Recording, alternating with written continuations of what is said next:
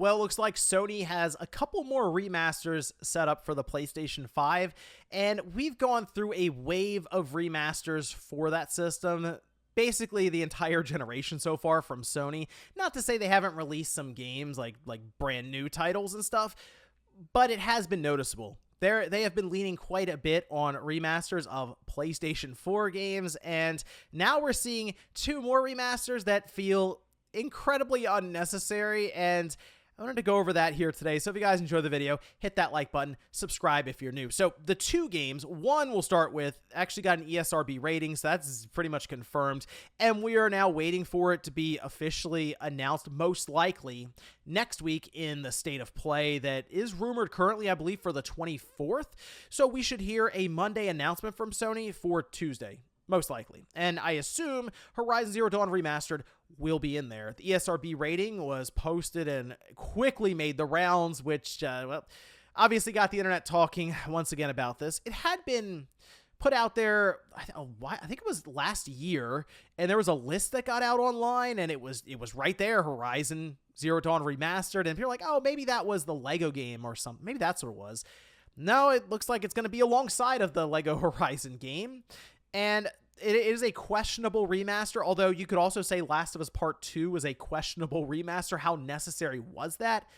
I guess they added more content to it. They have a whole new mode, and obviously they fixed up some of the visuals that, well, shoot, how could you play that game back on the PS4, PS5 Backwards Compatibility, and they up-resed it in 60 FPS. Oh, yeah, that was before the remaster, but nonetheless, they did that, and with Horizon Zero Dawn, that game did come out in 2017, so it was like the beginning of 2017, so it is weird to think right now that game is 7.5 years old. I mean, time truly does fly, but if you pop the game in currently to your PS5, this game was developed with the PS4 Pro in mind, which means it has a higher resolution than, say, 1080p, and then it also has a higher frame rate than 30, so when you do that, you look at the PS5 is taking advantage of all those additional features from the PS4 Pro and then some, right, where it can basically max the game out to what it's capable of.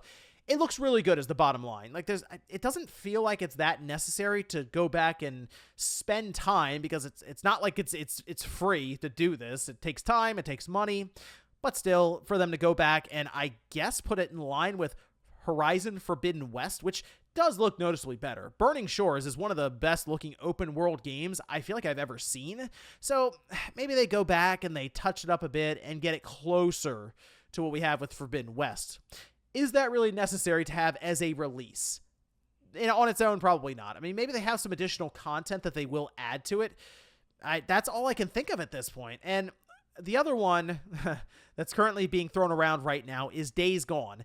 That one feels even more unnecessary somehow than Horizon Zero Dawn. Because, look, the Horizon series is very relevant right now in the sense that there are multiple releases happening.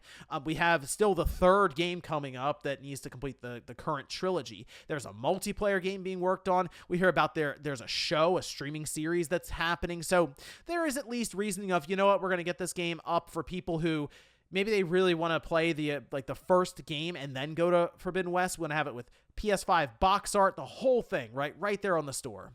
Okay, Days Gone, though. We've heard that Bend Studio cut down the planned sequel, like, before the pitch got to Sony. It was within their studio that stopped it.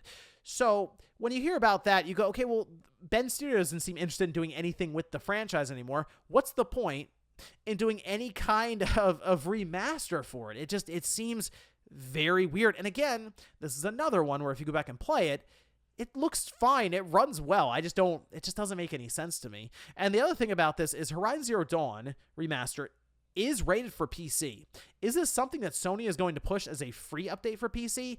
Or are they going to see if they can charge $10 on top like they most likely would with consoles, as we've seen?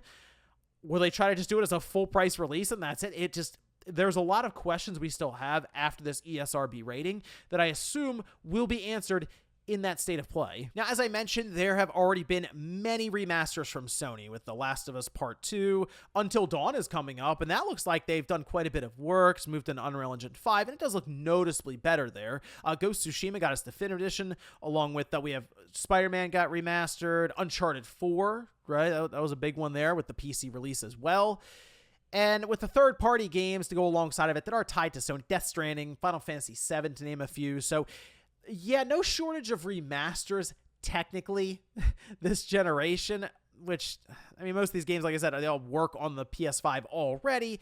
I guess just studios wanted to go back and double dip, essentially, by adding additional features and taking advantage of the more powerful PlayStation 5 system. I think it's just something that's very weird for people to see, because the games already work on their PlayStation 5. It's like, okay, here's a remastered version of the game that you could already play. So if this was something that was only available, say, on the PS3 and they were remastering over to the PS4, well, I mean, what else are you going to do? You have to do something to get it over to that system. So something like when we had Last of Us, just get that remastered to the PS4, it made sense because you weren't playing it otherwise. And it was an expensive release for Sony, and it came out right at the end of the PS3's life. But now I'm thinking about, okay, well, wouldn't that be a better use of your time and resources to go back to even the PS3, pick out some franchises that Sony seems to just have completely forgotten about, and see what happens? Like, I mean, you could go get Infamous. That, I think that'd be interesting, the first or the second one, and do a remaster, even a little collection of them, and see how that does. And I mean, there could be some cool stuff you could do with that, since a lot of the lighting effects and that sort of thing, you do ray tracing tacked on, Resistance or Killzone, just see if maybe there's interest in an arena shooter like that. You could bring it back with multiplayer. And I know most of you currently are thinking of a remaster that is already available on the PS4, works backwards compatible on the PS5, and that's Bloodborne. And it's got a sting every time Bloodborne fans see something like this happen with a Days Gone that's being rumored, or Horizon Zero Dawn remaster, because you're just like, Sony, Bloodborne is right there. It does technically need the remaster treatment because it's stuck at 30 FPS, and that is a game that still blows my mind that it's stuck there, because I mean, clearly it's a game that would do so much better at 60, and for whatever reason, Sony just will not touch that game. My hope for all the Bloodborne fans out there is that this entire time, they've kept it incredibly secret, just under wraps, that there is a Bloodborne remake that's been in development for years, and that we get that big announcement, everyone gets super excited, and it's this genuine surprise that it actually happens.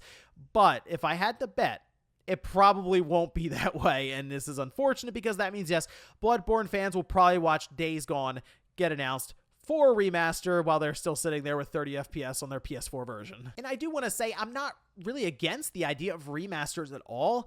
I think the issue we're seeing right now, especially with sort of the view of Sony, is that they don't have any big first-party games that are announced at this time from, we'll say Naughty Dog or Sucker Punch or Bluepoint, to name a few. I think if you at least had games announced that were just out there for people to look forward to, and they're like, okay, I get where we're going with the second half of this PlayStation 5 generation.